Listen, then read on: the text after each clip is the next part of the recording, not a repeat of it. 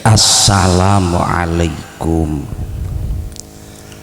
warahmatullahi wabarakatuh.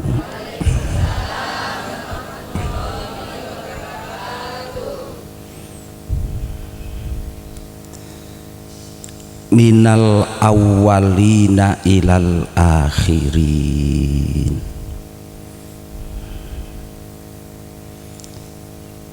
Min anbiya illahi ta'ala wa rusulihi wa awliyaihi, khususon sayyidana Syekh Abdul Qadiril Jilani wa Syekh Subakir wa Syekh Abdullah As'ari wa Sayyid Nurullah wa jami'a awliya ittis'ah wa man fataha hadihid daro wa man aqamaha wa ru'asa'ahum wa a'wanahum wa ra'iyatahum wa khususon khossa hadzal musalla wa ma fi hawalaihi wa man fi hawalaihi ya Allah anta anta anta anta barik hadal musalla ya Allah wahdi man fi hawalaihi ya Allah wa waffiqhum ya Allah.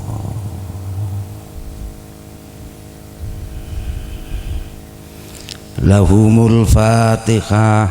A'udzu billahi minasyaitonir rajim. Bismillahirrahmanirrahim. Alhamdulillahi rabbil alamin arrahmanirrahim maliki yaumiddin. Iyyaka na'budu wa iyyaka nasta'in ihdinas siratal mustaqim siratal ladzina an'amta 'alaihim ghairil maghdubi 'alaihim waladdallin. Amin. Bismillahirrahmanirrahim. Alhamdulillahi rabbil alamin. Wassalatu wassalamu ala asyrafil anbiya'i wal mursalin wa ala alihi wa sahbihi ajmain, amma ba'du. Hadirin hadirat sedayanipun kimawon ingkang kawula mulyakaken, iki acarane apa to iki? Kok ya ora ana tulisane? Rutinan. Oh. Aku koyo gak tau roh nang musala iki to aku.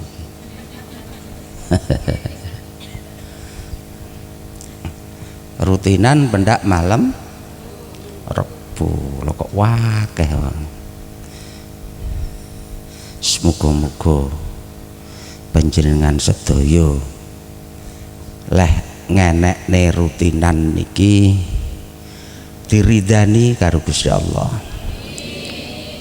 sing akhire nggo barokah, sing barokahe lumeber dateng keluarga panjenengan sedaya, anak mantu putu panjenengan sedaya, lumeber dateng dusun panjenengan, lumeber dateng dusun kiwa tengen dusun mriki, sing akhire kabeh karo Gusti Allah didadekno wong sing apik, besok dideleh ndek swargane Gusti Allah.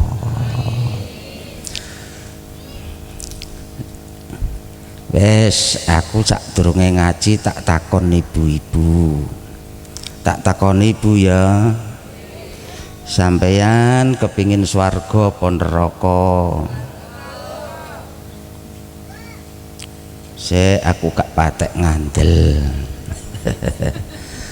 Tak takonin neh, panjenengan kepingin swarga apa neraka? Tenang, aku malah gak patek ngandel karo sampean. Panjenengan kepingin swarga apa neraka?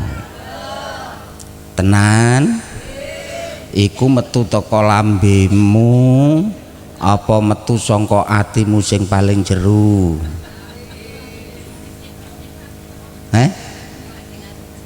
Tenan? Wong niku nek diarani ngelak lho ya,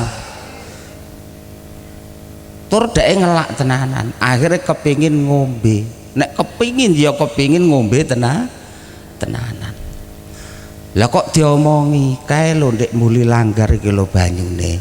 Ngono ki mbok rewepoto kaya apa nek kepingine tenanan diparani banyu iku apa ora? Diparani apa ora?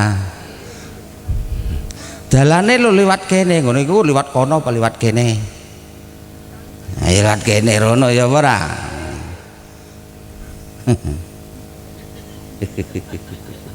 Iku nek kepingine tenan. Nek wong ngene aku ngelak, aku pingin ngombe tenan. Iya tenan. Kae nak banyu wae lho dalane lewat kene rono. Lho ngono tapi ora budal, ngono iku jenenge pingin tenanan apa ora? Pingin tenanan apa ora? Pon, bapak-bapak ayo. Saman lho pengin swarga apa kepengin neraka? Swarga. Ngono ki tenanan apa ya mek gur ndilambe tok? Tenanan ya. Insyaallah nek wong lanang nika nggih gak padha karo sampean. Nek kae insyaallah gak tenanan.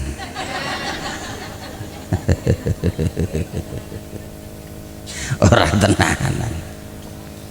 Masalahe ngeten lho Pak Bu. Wong ki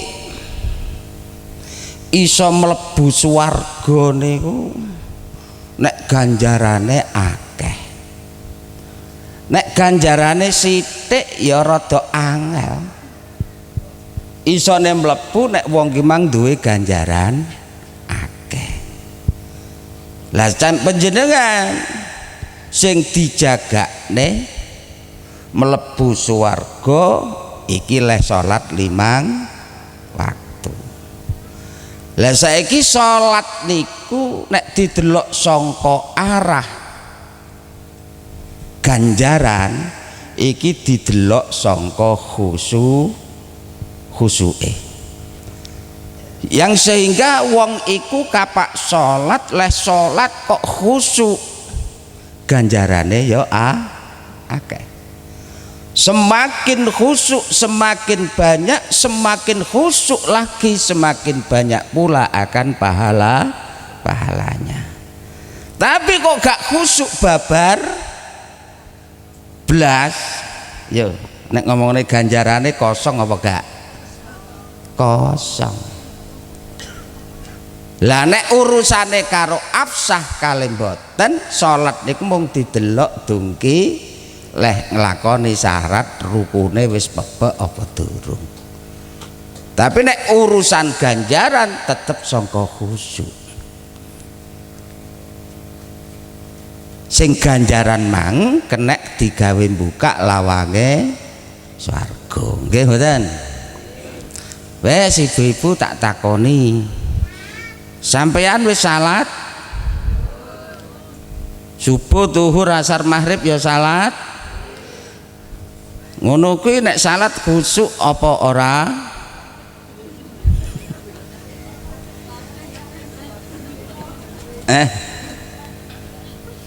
Khusyuk apa ora? Kok kadang bareng bendina ngono kok kadang. Pun Pak, panjenengan nek salat iku khusyuk apa ora?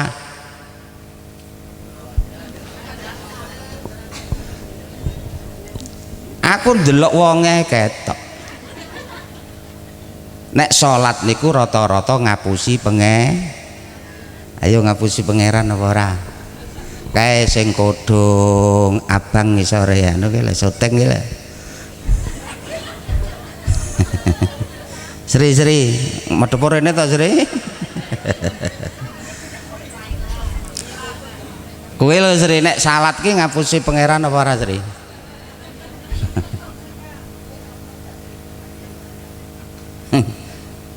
Kae sing klambi batik swenden kidule lawang kae. Kowe nek salat ngapusi pangeran apa ora? Kula panjenengan iki lho. Nek urusan ganjaran, sing ganjaran iki mang iso diperkoleh mergo khusyuk leh salat. Nek gak khusyuk ganjarane ya kosong. Lah sakniki nek kula panjenenganku didelok sangka akeh sithike ganjaran angel. Mergo apa? Nek salat rata-rata kula panjenengan kabeh ki ngapusi pangeran. Lah kok ngapusi pangeran? Lah nek salat nak ya muni ta. Inni wajjahtu wajhiya lilladzi fataras samawati wal arda hanifam musliman wa ma ana minal musyrikin. Inni wajjahtu saestu Gusti, saestu lho nek muni ya ngono kuwi asli deh. Saestu lho. Kowe ya ngono nek muni. Sampeyan muni inni wajjahtu ora? Lho ini wajah tuh nek maknane yang ngono kuwi saestu Gusti. Kula niki madhep dhateng panjenengan zat ingkang dadekake langit lan bumi. Leh kula madhep dhateng panjenengan hanifan khalik condong. Khalik lempeng mboten menggak-menggok. Sing goleh kula madhep dhateng panjenengan mboten enten sejo kejaba namung kranten golek ridho panjenengan, golek ampunan panjenengan. Niki kabeh wong nek salat nak muni ngono. Kula madhep dhateng panjenengan. Lah iki sing madhep iku apane to? Ya Sri, sing madhep apane Sri? Mana kok wisinan ngono to. Ya sing madhep iki apane? Sing klambi batik kae. Sing madhep lha apane? Sing madhep iku apa wajah niki dudu. Apa sing madhep iki raga iki dudu. Mergo Gusti Allah niku mboten sami kalih wujud kula panjenengan. Gak padha. Nek kula panjenengan wujud mergo diwujudne.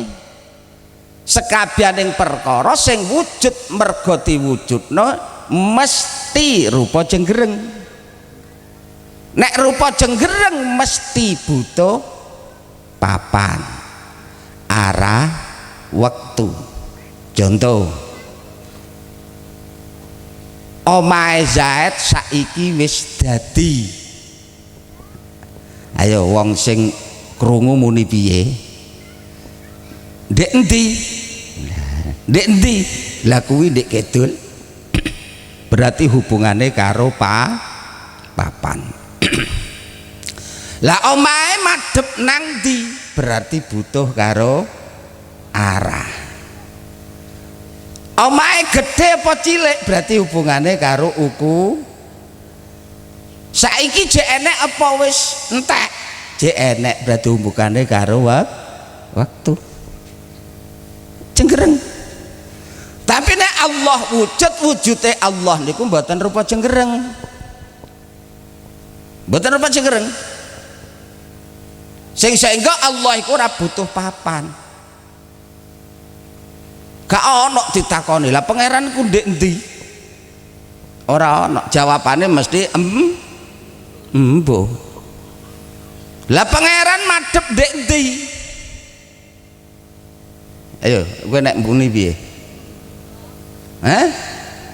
Ya embo. Lah pangeran saiki ndek endi? Ya embo. Lah pangeranku gede apa cilik? Iki saiki puwanase koyo ngene, pangeran keringetan apa ora? Ndak ati itu semua.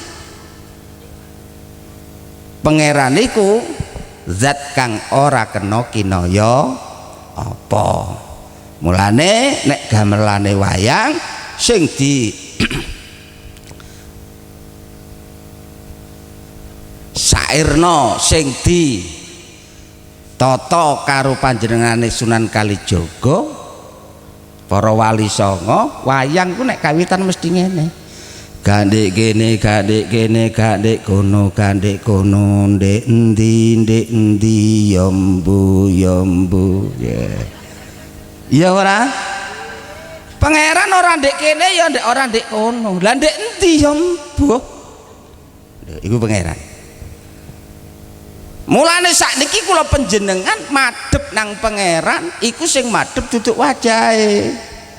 Nek panjenengan matur ini wajjatu saestu Gusti, kula niki madhep dhateng panjenengan, ki lho sing madhep duduk wajah kula panjenengan.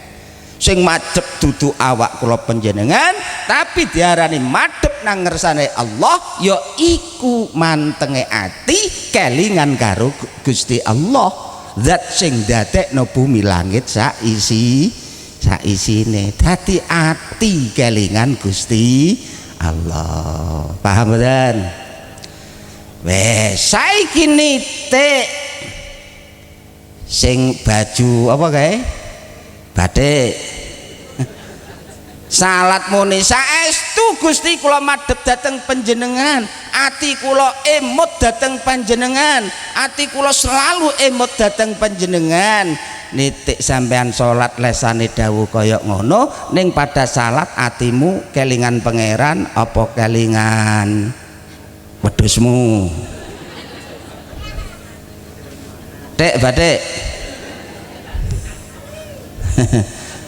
Kelingan pangeran apa malah cek gladrah hatimu ndek warung? Ayo ibu-ibu, gladrah apa kelingan pangeran? Lu padahal iku muni nang pangeran saestu lho Gusti. Kula sakniki emot dhateng panjenengan saestu lho, saestu kula madhep. Tapi hatimu nang gone warung. Atimu kelingan leh goreng tempe durung mari, atimu kelingan pitik. Lha nek kaya ngene kowe ngapusi pangeran ora? Ngapusi pangeran ora? Kowe ngapusi ora daim. Ngapusi pangeran. Mulane kula panjenengan nek pun kaya ngeten iki, salat iku kok ngandalne wajibe tok. Sing penting aku tandang. Tegese salat sing penting gugur kewajiban mlebu swarga kangelan. Wis kangelan diomongi kok. Cara kowe pangerane jajal. Terus tanggamu salat muni madhep teng jenengan kaestu. Kula madhep tapi kasunyatane wonge gladrah adono kira-kira mbok kewampleng apa ora. Weh ta wong sakmene kabeh nek benjut kabeh nek kowe pangerane. Lah mbok kamplengi kabeh. Mulane sakniki nek panjenengan memang tenanan kepingin swarga gandeng nek mek gur ngandalne wajibe tok, sing penting salat gugur kewajiban. Nek gugur apa ngandalne wajibe salat tok wis kangilan mlebu swarga, saiki sampean tak dudohi jalan pintas. Jalan pintas. Jalan pintas nang ndi? golek ganjaran lho, golek ganjaran bah engko salate khusuk bah ora ganjaran iku mesti kecekel tangan sing akhirnya nang mlebu swarga gampang pol gampang wes sampean kepingin tenanan apa ora nek kepingin tenanan iki kok tak dudoi mbok rungokne tenanan apa ora lah iki kok nek wis tak dudoi kok mbok lakoni tenanan apa ora empane gak muni nggih iki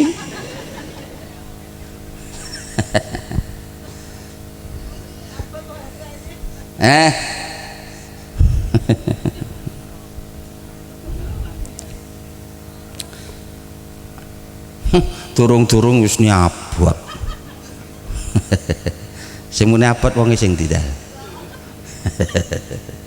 iki bah sampeyan nek salat iku khusuk bah salatmu gladrah kelingan nang warung bah awakmu gladrah kelingan wedhusmu pokok iki mbok lakoni ganjaran mesti nek mesti mbok gawe buka lawange swarga apa enak banget penak saking penake iki lho sampe bingung nih malah malaikat bingung lah kok bingung walau durung wayahe wong padha mlebu lho ujuk-ujuk lho sampean wis mlebu dhisik padha karo wong mantu tamu durung wayah teko lah kok sembarang durung tata lah kok ujuk-ujuk wis teko iki bingungno sing di omah ora bingungno sampeyan iki mbok lakoni mlebu swarga iki lho durung kabeh durung wayah mlebu swarga lho sampean dhisiki sing siap milih ndi cara widodari mbok pilih sing ndi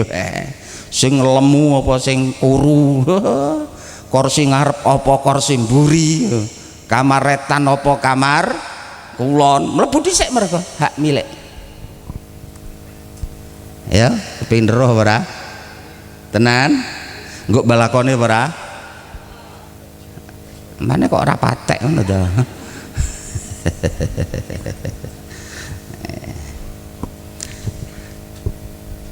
iki nek mbok lakoni mesti lah apa niku Gus rupane Gus Rasulullah sallallahu alaihi wasallam dawuh at-takbiratul ula yudariku hal mu'minu ma'al imami khairun min alfi hajjatin wa umratin sing sapa wonge salat jamaah le salat jamaah menangi takbiratul ihrame imam wong salat menangi takbiratul ihrame imam para ulama ahli hadis niku beda pendapat neng akeh-akeh ulama ahli hadis ngarani dateng tiang ingkang salat berjamaah menangi takbiratul ihrame imam yaiku wong sing oleh takbiratul ihrame sing menangi takbiratul ihrame imam yaiku wong sing oleh takbiratul ihram imam cik durung mari leh maca Fatihah contoh imame ghairil maghdubi alaihim yusri teka ujuk-ujuk usolli fardhu subhi rakataini Allahu akbar imame waladhdallin yusri lagi akbar ya mus amin lho iki yusri mergo takbiratul ihram imam durung mari le maca Fatihah iki diarani menangi takbiratul ihrame imam paham dereng lah sing sapa wonge salat jamaah le salat jamaah menangi takbiratul ihrame imam dawuh Kanjeng Nabi khairun lebih baik min alfi hajjatin wa umratin dibanding katimbang haji ping 1000 utawa umroh ping 1000 sampean haji ping 1000 dibanding karo jamaah sepisan til leh jamaah menangni takbiratul ihrame imam iki lho jek apik jamaah sepisan sampeyan jamaah sepisan til menangi takbiratul ihrame imam mbok banding karo umroh ping 1000 iki lho jek api-api jamaah sepisan til menangi takbiratul ihrame imam. Padahal haji sepisan laisal jaza illal jannah. Gak ono pipalase wong haji kejaba mek kur swarga. Pembalese swarga. Lah saiki sampean haji ping 1000 sing satu kali haji dibales karo Gusti Allah swarga mbok banding karo sampeyan iki lho. Kang no dek kene azan dek langgar terus komat sama duduk imam durung mari le maca Fatihah sampeyan wis melok Allahu Akbar tegese menangi takbiratul ihrame imam mbok banding karo kuwi ka kowe haji ping 1000 cek apian kowe mlayu nang langgar pisan til mudeng. Lah kok saged ngoten Gus? Iya mergo haji ku ojo maneh ping pisan ping 1000 iku lho mungguh ganjarane durung kepara entuk. Lah kok saged ngoten Gus? Nggih mergo rukun Islam iku enek 5, enek salat, enek sedekah, enek poso, nggih mboten? Dari rukun Islam iki lho ngibadah sing paling utama nek ngersane Allah iku haji. Iku paling utama. Salat utama, poso utama, zakat utama. Tapi utamane sak ngisore utamane haji. Haji. Mulane saking utamane haji aja maneh ndek akhirat kok gak dikeono, ndek donya iki lho wis dikeki karo pangeran ganjarane. Jomane ndek akhirat kok gak diangkat derajate, ndek donya iki lho wong haji ku mesti diangkat derajate. Apa rupane Gus? Setiap wong mulai haji, setiap wong sing mulai haji mesti entuk gelar Pak Kaji. Nek wedok Bu Kaji. Lho saiki kaji rukun Islam, salat rukun Islam. Lah apa wong padha-padha rukun Islame nek wong bar haji kok celuk Pak Kaji? Kok dek daerah kene kok gak tahu krungu enek wong bar salat diceluk Pak Salat, celuk Bu Salat, enek apa ora? Ora enek. Mudeng.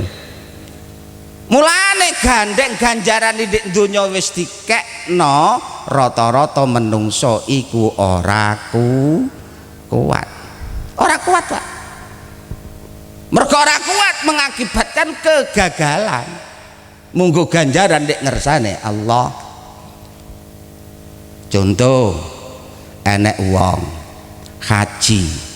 Wong iku leh haji rezekine diliwat dagang kerja ndek pasar. Lah kok wong ki mau mulai haji plek entuk sedina kate nang pasar durung kok bertamune telung dina seminggu cek durung budal tamune cek akeh, entuk 10 dina lagi longgar akhirnya budal nang pasar. Omahe karo pasare cedek. Jek jaman durung haji nek nang pasar numpak sepeda motor nganggo capil kaos sandal. Eleng-eleng nang pasar wis bar haji kadek nang pasar masih yang pertama. Akhirnya piye nang pasar nggawe klambi takwa. Capile diseleh genti goblok putih. Biasanya tidak sudah motor akhirnya melaku tunuk petuk kancane sing paling akrab celuk dul menenge tunuk dul panggat tunuk Ware ya kanca akrab, parahan ditabok. Dul, lho ngono langsung noleh. Oh, kowe dal-dul mang nyeluk aku to ya. Lah nyeluk sapa gak nyeluk kowe? Lah kowe kok iso dal-dul kupluk pote iki 40 juta iki. Lah. Celuk Pak Haji atine seneng, gak celuk Pak Haji atine lo. Lah iku nek wis model ngono kuwi hajine mabrur apa?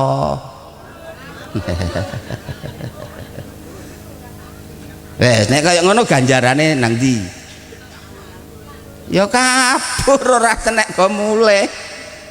Golek ngisore kopluk ora enek pisan. Njone kresek entek pisan. Ya, Pak. Tapi beto nek panjenengan dek langgar krungu azan nek jagongan lere nek ndopok terus akhirnya nang jeding wudu akhirnya azan mari sudah mlebu masjid imame masjid Allahu Akbar sampean wis dek mburine melok Allahu Akbar bah sampean mang niate piye lah piye pokok gelem ngono tegese salat menangi takbiratul ihrame imam ganjaran 1000 haji ganjaran 1000 umroh kecekel tangan senajan ora celuk buka haji malah ngedeni wong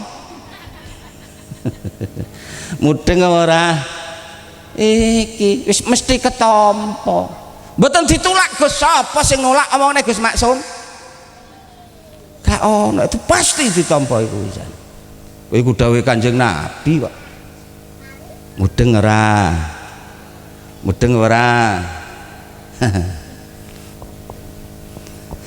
Wes sing nomor loro, engko nek nomor pira? Nomor 5 entek. Ya wis entek mulih engko ya. Kowe engko mulih apa bakal nek kono? Lah apa nek karpete barang ya ora udan turu kono nak ya wis. Sing nomor loro wa kataballahu lahu minal ajri sing nomor loro wa minal ajri kaman tasaddaqa biwasdi jabali uhudin zahaban alal masa ini wong salat jamaah menangi takbiratul ihrame imam lho takbiratul imam les salat kok menangi takbiratul ihrame imam salat sepisan tilail diganjar karo Gusti Allah lir kadya wong sedekah mas gedene sak gunung Uhud. Ya bojone sing klambi bathik kae enek ora? Enek sing ndi? Hah? Masya Allah mulane delok nyekukruk.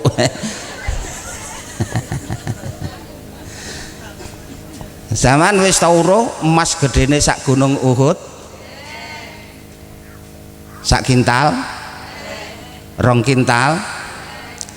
Sekilo? Saon? Separuh? Kok melarat temen tuh? Iya loh, tak pikir podo iki karo aku iki.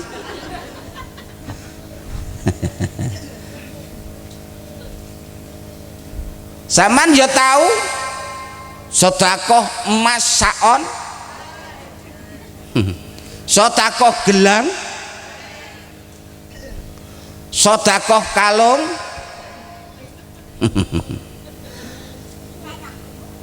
tapi tenggen kula enten Gus, enten tiang jaluk mara teng griyane jaluk ngoten niku langsung gelange dicopot, antinge dicopot, kalunge dicopot, langsung dikekno Gus karo tiang mes. Tenan enek nggih Gus, tapi tiange stres Gus. Ya jajal. Sama nak tahu toh? Enek tapi kok ya wong stres, tapi kowe mikir stres ngekei. Sing waras ora nek dipikir sing stres karo sing waras apik endi? Beneh ndi? Muga-muga ae sampean stres kabeh lho. Tapi stres karo swarga. Yo ganjarane kaya ngoten.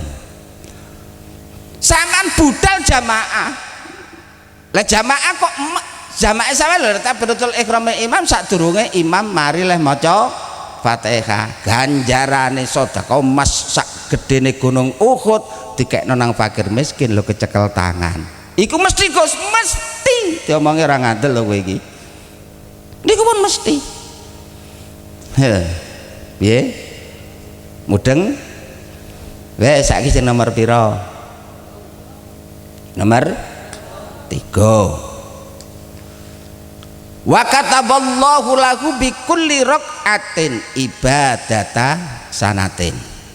Wong sing salat jamaah menangi takbiratul ihram imam diganjar karo Gusti Allah setiap sak rakaat diganjar ngibadah setahun muput. Pira? Setahun muput 24 jam gak leren nek salat Allahu Akbar sampai setahun Saman tahu salat sewengi muput? Saman tahu separuh wengi tok Gus ora Pak kok sewengi Gus wong traweh mburuhne kok kula. Wong traweh ngono wong goleki sing 8 rakaat ndek ndi to?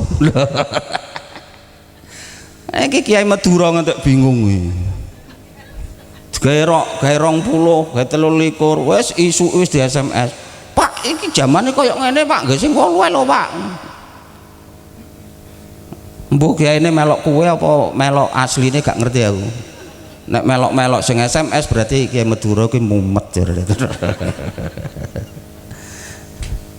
Mudeng ora? Iki sing nomor pira lek iki? Sekawan.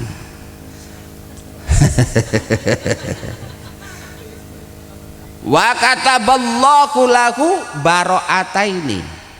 Bara'atam minan nar wa bara'atam minan nifaq. Wong ki kok salat jamaah. Lah salat jamaah kok menangi takbiratul ihram imam. Moko wong ki mang lho dibebasne saka neraka. Bebas ri. Krungu? Bebas. Sampeyan mang kepengin apa? Mesti keturutan. Amin tok engko gak nglakoni.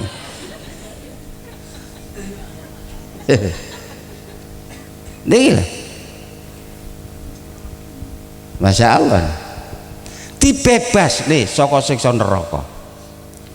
Akhirnya piye? Ya mlebu swarga. Saking oleh Allah ngentepne nang wong sing kate dilebokne swarga iku lho. Matine lho angel. Lah piye kok angel? Iya, mergo Allah iku marang wong sing salat jamaah menangi takbiratul ihram imam janjine tak dateng panjenengan diliwatno Kanjeng Nabi la yakhruju minad dunya hatta yaro makanahu fil jannah. Wong sing salat jamaah menangi takbiratul ihram imam iki lho ora mati-mati. Si selagi durung roh gambare suwargane. Lho ngantek malaikat. Sinten sing njebut nyawa niku? Malaikat? Aku gak apal mergo aku matine jek suwe. Sapa yu? Sapa malaikat sapa? Kowe kok nekat jawab Israel wis daftar piye? Malaikat sapa le? Malaikat sapa? Israel kok wani jawab wis entuk bojo ta kowe. Empun. Oh mulane wani mati-mati ora apa-apa aku wis tau rabi kok jare. Tapi aja nekat-nekat nemen to le saken bojomu. Malaikat Israel niki lho gara-gara wong. Iki desa apa to iki? Ndi? Kapasan. Gara-gara wong Kapasan lho malaikat Israel iki lho bingung, ngelu mikir. Lah ya piye to kok kate ora bingung? Lah wong jenenge Yusri lho. Kate mati lho. Dijabut sangka lambene. Lambene bengok. Sri Patun lambene nek muni nak bianter ta. Jaluk tolong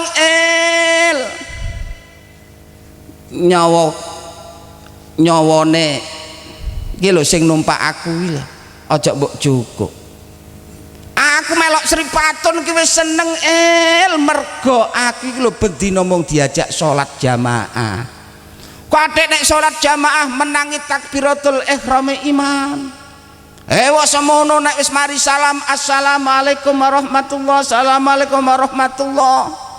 Sri Patun iki masyaallah nyawane ngejak wiritan, kancane padha buyar iki gak aku wis seneng melok iki. Nek sampai nyawane Sri Patun mbok cukuk terus aku lambe iku lak malih orang ibadah. Terus nasibku piye sok mbendek swarga ndek akhirat. Malaikat gedek-gedek akhirnya diliwakno sikile. Lho sikile Sri Patun iki langsung nyelentak. Kowe iki kok bangeten temen. Lewat lesan ora entuk malah sikil iki gawe liwat. Njukuk nyawane Sri Patun. Jaluk tolong nyawane Sri Patun aja mbok joko. Aku lu melok Sri Patun seneng banget. Isine mek gur semayanan tok karo bojone. Ngejak budal bareng nek jamaah. Mesti gita-gita ndang-ndang wedi nek ketinggalan salat jamaah menangi takbiratul ihram imam.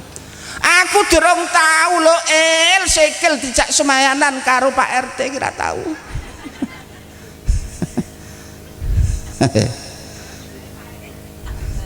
Jadi aku sikil melok Sri Patun ki seneng. Nek sampai nyawane mbok jokok nasibe aku terus piye nek ibadah?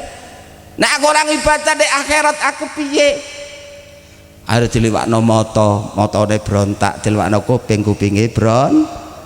Akhire malaikat Israel mumbul sowan nang ngersane Allah. Assalamualaikum. Waalaikumsalam. Enek apa Umpane kok besengut karo bingung enek apa? Pripun boten bingung Gusti, Gusti. Enten dusun cak itik jenenge Kapasan. Enten wong wedok ayu ora, putih ora, ireng nggih. Jenenge Sri Patun. Jane lho jam 09.00 isuk wampun wancine pejah. Lho sakniki pun jam 09.00 dalu. Lah kok dereng pejah-pejah. Lah nek apa? Lah nggih pripun to Gusti? Kula jabut lewat lesane malah nyente kula saweneni. Liwat sikil malah kula disaduk Lah terus enek apa? Wis ngene lho ndang kono swana malaikat Raqib Atid sing nulis amale Sri Patun. Kono budal. Dari akad dawuh. Akhirnya malaikat Israel budal langgone malaikat Raqib Atid. Assalamualaikum. Enek apa Kang Israel? Anu Kang Raqib Atid, aku diutus pangeran nyilih buku catetan ngamale Sri Patun, alamate Kapasan, Gadungan, Kabupaten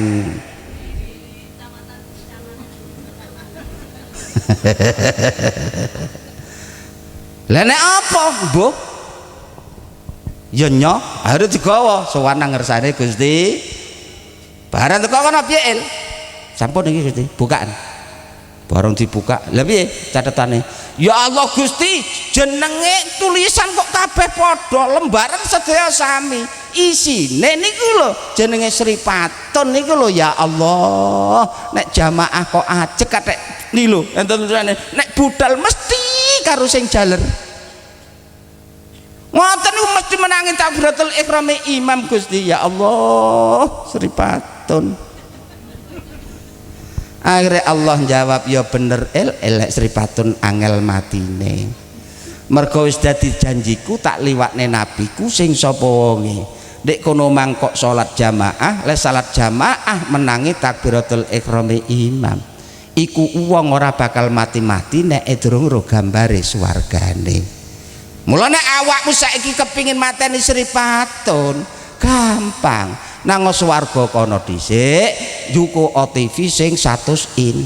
Nah, engko setelen ndek ngarepe Sripatun. Nderekaken dawuh Gusti. Alhamdulillah jalan keluar sampun wonten. Mugi-mugi niki mangke Sripatun pejah.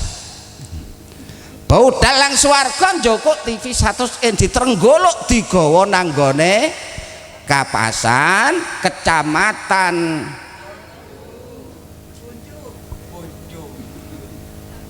Kecamatan Sidoharjo Kabupaten Surabaya wis ngono ae aja muni ngono rek ngono keringetan niku lho Sripatun duduk kowe yo duduk kowe wong iki jam 09.00 lha iki sik wis jam 11 lho jelas ora ngomongne kowe tapi kowe yo sregep jamaah lah terus akhirnya piye TV disetel ngarepe Sripatun lho barang disetel iki lho ya Allah enek gambare swarga enek omah tingkat enek tamane enek widodarine miliatan macam kenikmatan dek kono iso didelok sing iku kenikmatan dek donya durung tau mripate Sripatun takon irunge Sripatun takon kupinge takon lambene takon sikile takon bareng nang gone malaikat Israil iki teke sapa ki gambar apa ya kuwi lho Sri iku ngono gambare swarga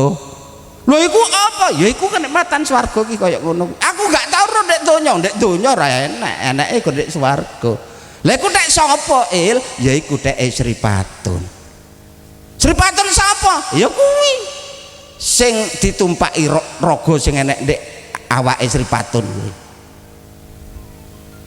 tenan ta iya ya iku ngono teke awakmu tenan iya wong iki mang aku nang swarga dikongkone pangeran ya anggitmu lho nek pancene tenan lho ndang patenono nyawane Sripatun ndang cukuen ora usah ngenteni kok sesuk saiki langsung jukuken akhirnya kalau malaikat Israel dijukuk dijabut sing ling njabut gampange banget lir kadya rambut nek jeladeran roti diangkat serut akhirnya inna lillahi wa inna ilaihi Sripatun dusun kecamatan dusun Kapasan kecamatan Pare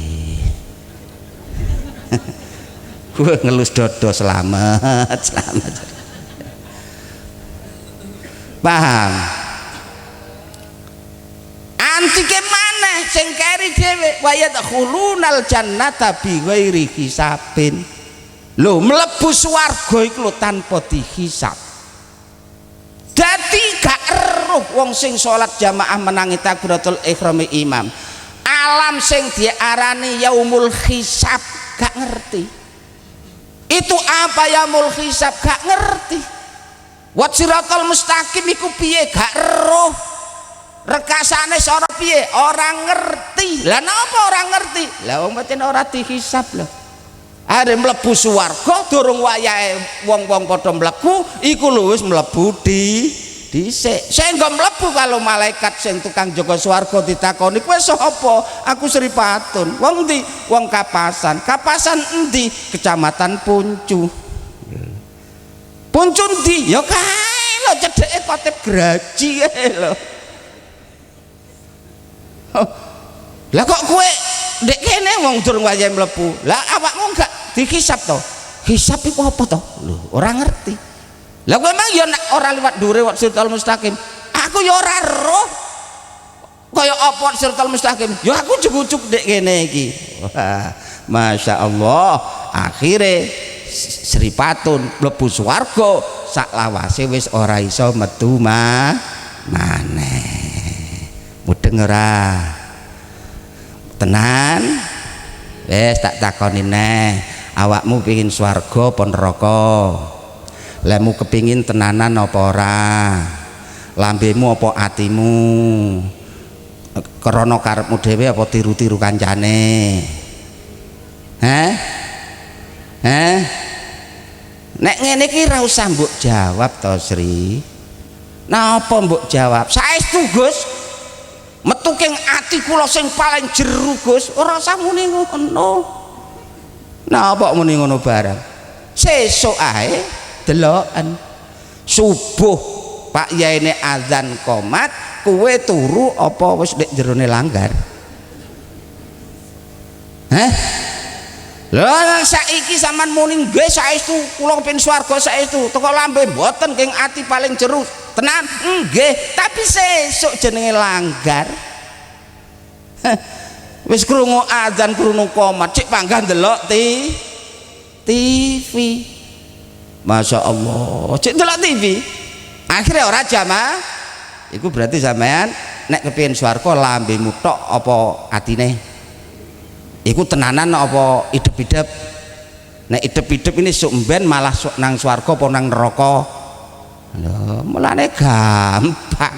Sesuk kowe kok budal jamaah tenanan berarti tenanan nek njaluk swarga. Lho kok cek panggah dolinan nek ndopok nek ngerokok ya wis kuwi. Sumben malah dilep-lepne nang gone neraka. Memet kowe, ajur kowe. Lho, urusan neraka iku aja mbok gawe enteng lho.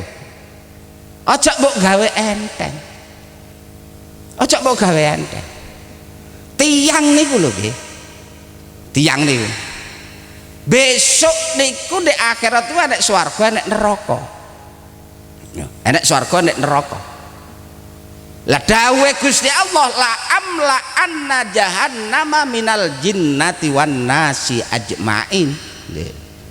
Demi yakti tak kebaki temen neraka iki tak kebaki karo golongan loro, siji golongane menungso, nomor loro golongane jin.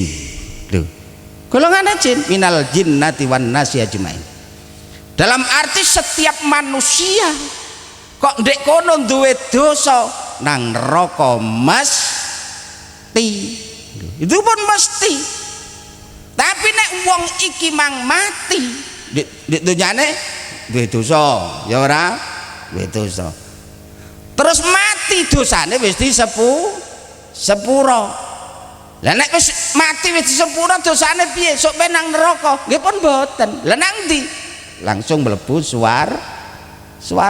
Contone kaya wong sing salat menangi salat jamaah menangi takbiratul ihrame imam. Lah wong ndek kono diomongne wa kataballahu bara'ataini bara'atan minan nar wa bara'atan minan nifaq dibebasne saka siksa neraka wa yadkhulunal jannata bighairi hisabin lebu swarga tanpa dihisab.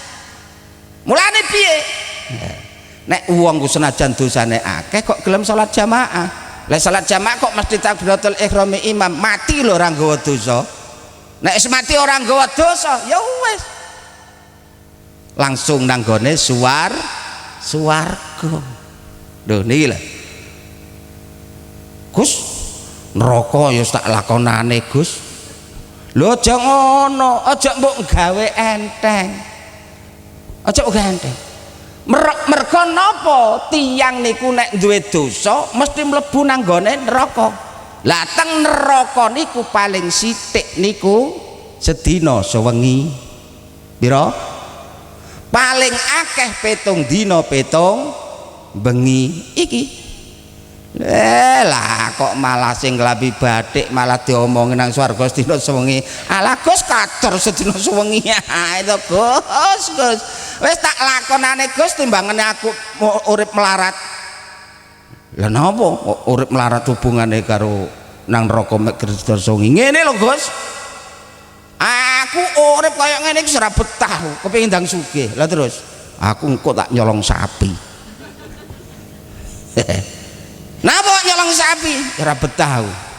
Lah wong ndek donya lho Gus, nyolong pitik 3 tahun hukumane kok. Ndek akhirat mek gur sedina suwengi. Tak nyolong sapi 7 iki kok. Nek nang neraka piye tak lakonane mek gur sedina suwengi 24 jam sudah keluar. Tapi aja mbok gawe ngono. Mergo apa? Nang swarga iku paling sithik sedina sewengi, paling akeh 7 dina 7 bengi, iku lho mangsa-mangsa akhirat, duduk mangsa donya. Lah nek mangsa akhirat niku bandingane kali mangsa teng donya niku sepinten Gus? Allah dawuh, wa inna yauman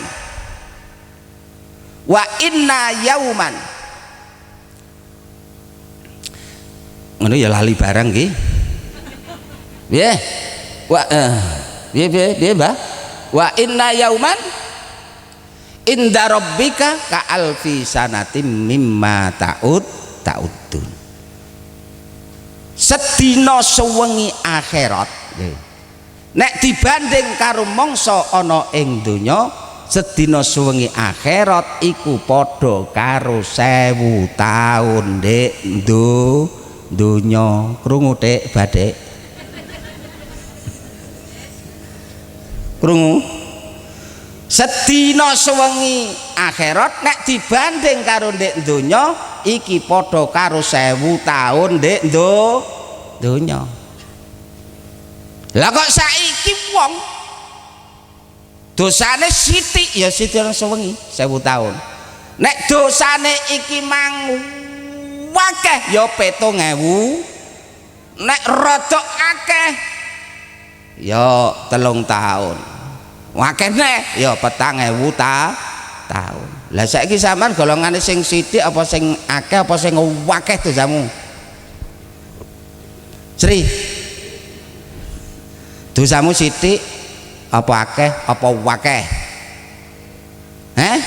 Muni sithik ndelok potongane awake kok ora pantes nek sithik. Muni akeh empane kok ya 7000 tahun. Weh nek kata Sri sithik apa akeh? Tapi awakmu rasa bingung Sri. Enek andalan jalan pintas masuk surga. Wis dijanji karo Gusti Allah, salat jamaah menangi takbiratul ihrami imam. Lho jajal. Nang neraka iki lho sedina sewengi 1000 tahun. Nek kejatah 2 dina 2 bengi berarti 2000. Nek nemen dosane ya berarti 7000 tahun. Tapi nek kula panjenengan kok ahli salat jamaah menangi takbiratul ihrami imam tidak mengenal apa itu 1000 tahun. 2000 tahun, jangankan yang 2000 tahun, 5000 tahun, 7000 tahun di neraka gak mengenal. Mengapa tidak mengenal? Mergo wis dijanjeni karo Allah wa yadkhulunal jannata bi ghairi hisabin, mlebu swarga tanpa dihisab. Karek bleng. Yuk awakmu lho wes milih dosamu iki disepuro ndek akhirat apa kepengin disepuro ndek donya? Nek disepuro ndek akhirat carane dilebokne nang neraka, dibong nang neraka, nek wis resik lakek dilebokne swarga. Tapi beda. Kok wis disepuro ndek donya gak roh neraka, ujug-ujug ndek swarga. Wis sampean kepingin dosamu iku disepuro liwat nang neraka 1000 tahun apa kepingin dilebur dosane liwat menangi salat jamaah, menangi takbiratul ihram imam? Milih ndi? Milih jamaah tenan rasa mbok jawab. Napa mbok jawab? Titenane gampang, sesuk isu ile. Kapak krungu azan kok tangi nang jeding. Wudu terus Bu. nanggone langgar salat jamaah menangi takbiratul ihrami imam berarti awakmu potongan langsung nang swarga. Tapi krungu adzan lah kok ngenak nenek itu ngenak nenek enja ngenak nenek endo ya kuwi potongan sripatun 1000 tahun.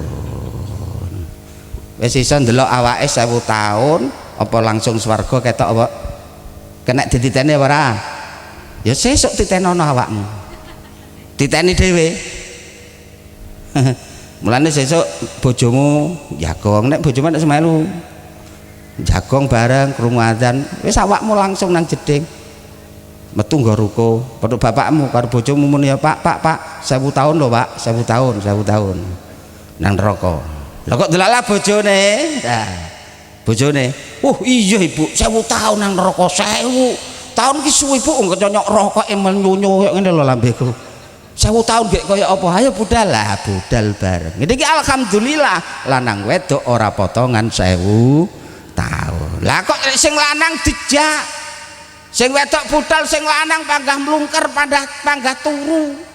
Nek jagong panggah diterusne, nek ndopok panggah diterusne. Ngene iki ya alhamdulillah sing wedok potongan langsung swarga, sing lanang potongan 1000 tahun. Gandol wong wedok saged Gus, enak men gandol wong wedok ora iso dul. Cara tak omong iso kok awakmu nak muni. Wis kono Bu kowe, aku tak gandol sewekmu nak ngono kowe engko. Ora iso. Wis mudeng ora? Jadi potongan 1000 tahun karo gak sesuk ndelok awake dhewe-dhewe wis ketok. Paham? Pengin swarga apa neraka? Kepengin tenanan apa ora? Dalan pintase wis ro? Apa rupane? Sesuk siap ngelakoni apa ora? Ngelakoni ya kono gak ya kono.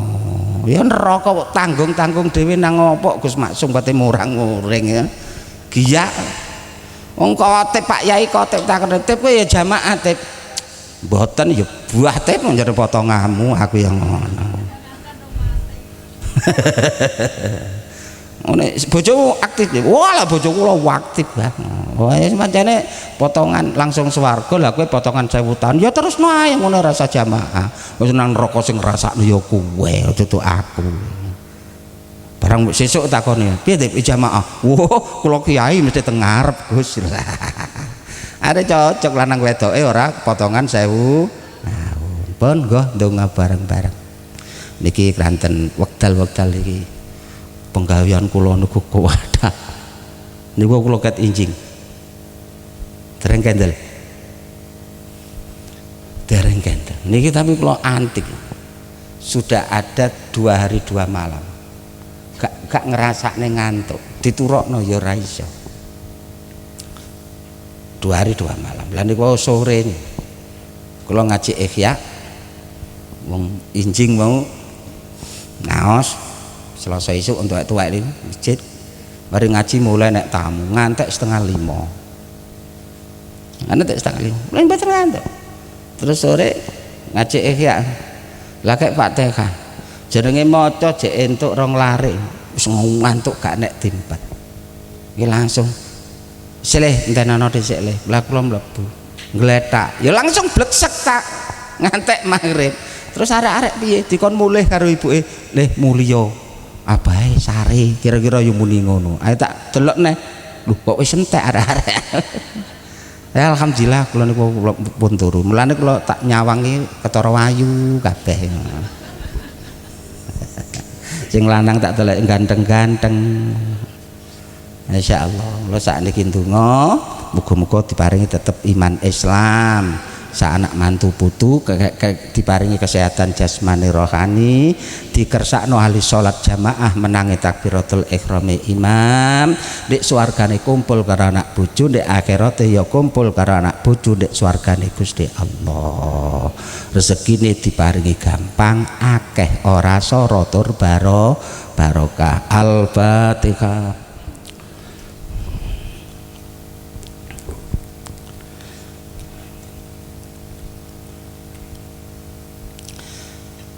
Allahumma Sholli wa sallim wa barik ala sayyidina Muhammad. Alhamdulillahi rabbil alamin. Ya Allah, panjenengan Gusti, panjenengan kula dugi mriki panjenengan sedulur Kapasan ngelumpuk wonten menika musala panjenengan Gusti, panjenengan kula ngaos nerangaken babagan salat jamaah panjenengan Gusti, panjenengan sedulur sedaya sami ngrungokaken panjenengan Gusti, panjenengan, panjenengan pramila Gusti mugia ngaos dalu menika angsal ridho panjenengan, panjenengan ridani Gusti ingkang sehingga mugi sedaya ahli dusun Kapasan utawi sekitaripun ingkang sami rawuh Gusti kakersakno tetep iman lan Islam, kakersakno ahli ibadah, ahli nglampahi salat gangsal wekdal lan ahli nglampahi salat jamaah menangi takbiratul ihrame imam. Pripun lawang sedaya panjenengan, namung panjenengan Gusti, panjenengan tanpa daya kuasa panjenengan, tanpa daya kemampuan panjenengan boten wonten tiyang ingkang sami ibadah dhateng panjenengan. Tanpa daya kuasa panjenengan, tanpa daya kemampuan panjenengan boten enten tiyang ingkang nebi maksiat. Ya Allah Gusti, kranten daya kuasa panjenengan, daya kemampuan panjenengan rutinan wonten ing Kapasan niki setiap malam Rebo niku nggih panjenengan lho Gusti, panjenengan, panjenengan mugi sedaya nika asal ridho panjenengan, panjenengan ridani dalu niki ngaji babagan jamaah panjenengan kersakne sedaya ahli jamaah bapak ibune anak mantu putune lan sedaya ahli dusun Kapasan luweh-luweh ingkang manggen wonten ing sekedaripun menika musala kakersakno ahli jamaah menangi takbiratul ihrame imam. Ya Allah Gusti, kula yakin bilih dawuhipun Kanjeng Nabi menika dawuh panjenengan sedaya niki panjenengan Gusti, kula yakin wong niku dawuh panjenengan lho Gusti. Lah terus pripun ingkang dipun harapaken tiang alit kados kula, tiang alit kados tiang Kapasan menika Gusti, tanpa kejawi namung pitulungan panjenengan, rahmat panjenengan saged nglampahi salat 5 wektu, saged nglampahi salat jamaah menangi takbiratul ihrame imam. Ya Allah Gusti, wong kawontenan nggih namung kaya ngoten lho Gusti. Pripun malih kula niku sak sedaya ingkang hadir wonten mriki lan sedaya dusun mriki sedaya kepingin swarga panjenengan, ajrih kali neraka panjenengan. Panjenengan dawuh Gusti, dilipun liwataken nabi panjenengan bilih dalanipun dhateng swarga wujud kanthi wontenipun salat jamaah menangi takbiratul ihrame imam. Pramila tanpa daya kuwasa panjenengan, tanpa daya kemampuan panjenengan kula mboten bakal salat, kula mboten bakal wujud nglampahi jamaah menangi takbiratul ihrame imam.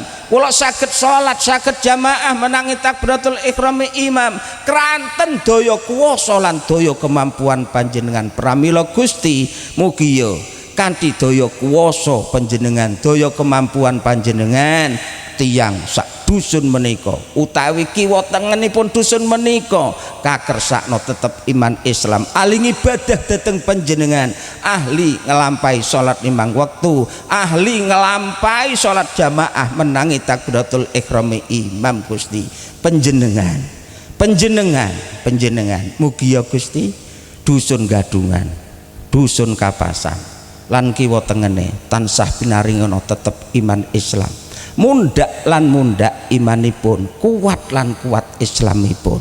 Ya Allah Gusti, kakersakno sedaya seger waras awake jasmanine tansah pinaringono ahli ibadah nebi maksiat panjenengan, ahli ibadah dhateng panjenengan, kakersakno sedaya rezekine paringi gampang Gusti. Dhateng sinten malih kula njaluk nek mboten dhateng panjenengan, Dateng sinten malih kula sambat nek boten dateng panjenengan. Dateng sinten malih kula sesendenan nek boten kalian panjenengan. Wong sedaya namung panjenengan ingkang saged menakake panjenengan, ingkang saged nggampangake panjenengan. Pramila Gusti kanthi maha kuwasa panjenengan, kemampuan panjenengan, rezekine sedaya tiyang kampung mriki kiwa tengene pinaringono gampang rezekine, pinaringono gampang rezekine, dipun paringa kathah rezekine, diparingono kathah rezekine, namung panjenengan Gusti. Sedaya ahli dusun mriki kakersakno sedaya ahli ibadat dhateng panjenengan, kegiatan keagamaan dipun paringono mundhak lan mundhak sregep, mundhak rejo, mundhak istiqomah, ngibadahi mundhak sae, ngibadahi mundhak sae, mundhak istiqomah. Sinten malih kula sambati nek boten panjenengan Gusti, panjenengan. Kula titipaken panjenengan awak kula. Kula titipaken panjenengan sedulur kula ingkang hadir dalu niki, utawi sedulur ingkang boten hadir saking dusun mriki khusus utawi kiwa tengene. Kula titipaken panjenengan Gusti, imanipun, amanahipun, sedaya pungkasan amalipun, rizkinipun, pengupo jiwanipun, lan sedaya perkawis ingkang kita sareng semerap lan boten semerap kejawi namung panjenengan. Sinten malih zat ingkang dipun titipi nek boten panjenengan Gusti. Rabbana atina fid dunya hasanah wa fil akhirati hasanah wa qina adzabannar. Wa sallallahu ala sayyidina Muhammad. Alhamdulillahirabbil alamin. Al-Fatihah.